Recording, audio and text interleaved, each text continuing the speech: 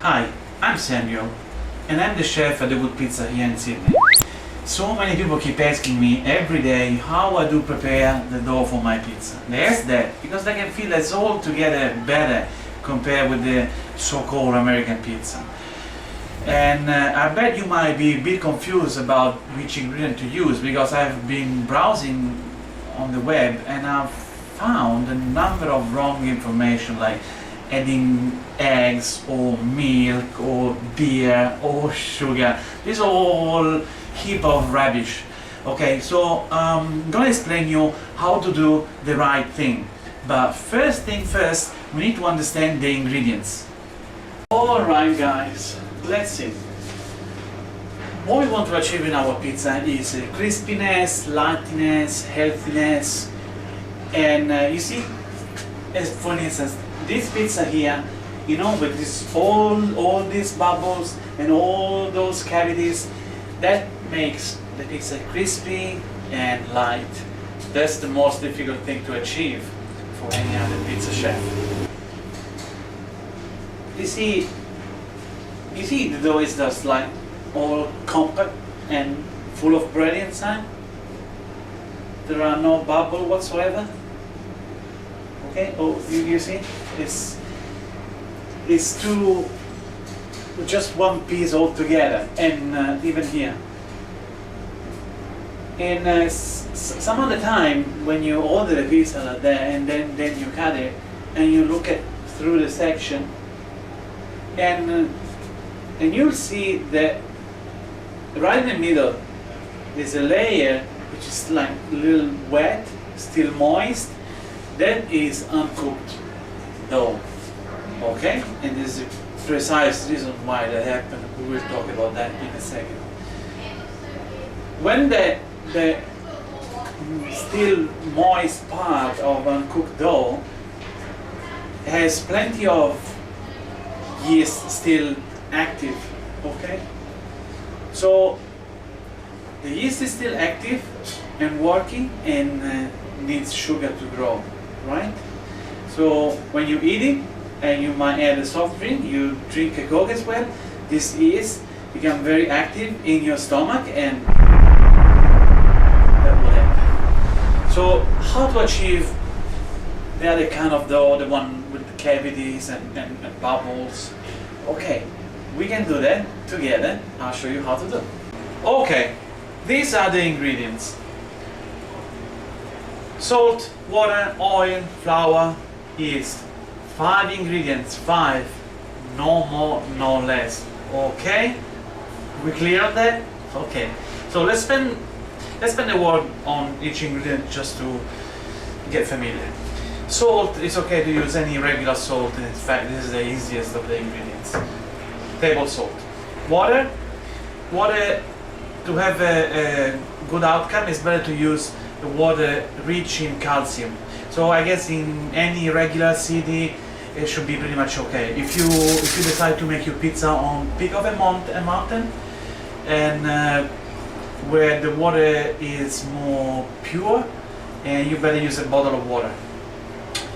And oil must be extra virgin olive oil, because extra virgin olive oil has a high smoke point. So because the pizza must be cooked at 300 degrees, and this oil can handle it. Obviously there are other oils that can handle high temperature, like avocado oils can get maybe about to 500 degrees, but avocado oils is not what we want to use for our pizza, do we? Okay, next thing is flour. Very, very important.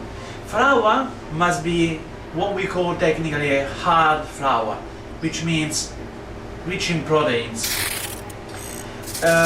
Most of the flours, the one you can get in the supermarket, is actually a very weak flour. It's good to make biscuits, but not at all to make bread or pizza.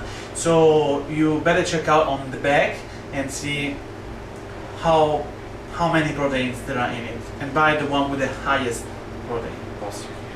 Okay, and then there is a yeast. I suggest to use a dry yeast. It's better. It's just better.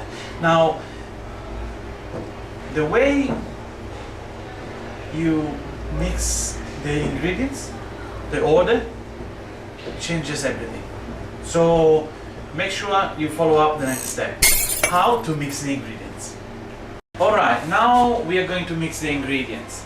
And we will start with flour, yeast and water. We don't put salt together with yeast because the salt is antiseptic and the yeast is a microorganism, and the salt will kill the yeast. So it's very, very stupid to mix the two things together. You need to mix the yeast first with flour and water, and when the yeast is already active, we can add flour, and in this way we will damage the yeast as less as possible. Alright, so basically when we put the yeast in the flour and then finally we add the water, the yeast become active and we create life in our dough.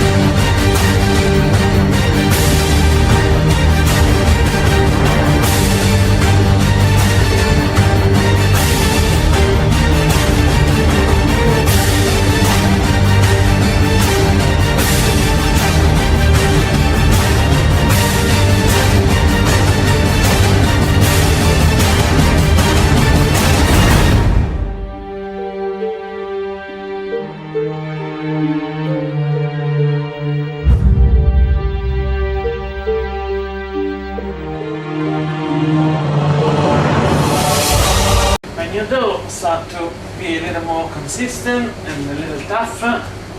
It's all together, but yet not yet really smooth, and it means it's time to add some salt.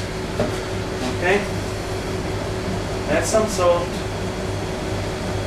and keep mixing. If you feel it's difficult to mix it evenly, and then you put a bit of water, a couple of drops of water, and that's it. And keep going, keep going. Finally, when the salt is well mixed, okay, after maybe a couple of minutes or so, it's the time to add some oil. So you make sure you spread the dough, you know, to make it easier, and then you add a bit of oil. This is a little difficult to mix it back, but if you want a good pizza, this is what you have to do. Okay, but to mix it together. Okay, no rush, just keep mixing. At the end of the procedure, the dough, I can feel the dough a little less tough than before. It means it's ready, so we can. You might want to wet a little bit your hands and leave it here to rest for a few hours before the next step. Okay, assuming that you prepared this amount of dough, but you want to only use, or you want to split into small loaves. Okay, so you should know that you should never use the knife. Okay, I'm gonna show you in a second. If you want to split this dough in two parts, okay, you grab one part, okay, and with the other hand you see, you strangle it like that, okay, till it breaks. So you don't tear it, never, okay, and you don't cut it. Okay, I'll show you why.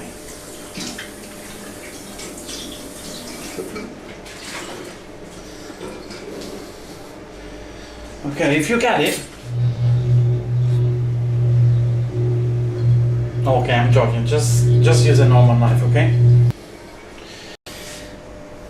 So if you cut it,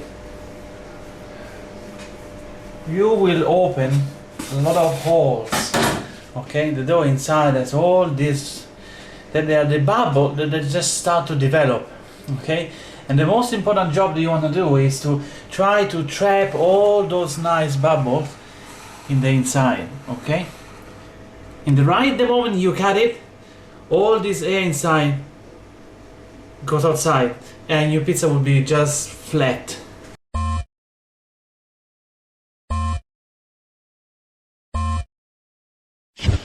After you mix the dough and you take it a part of it, you start to work it like that. See? You basically push inside, underneath. Okay, like that.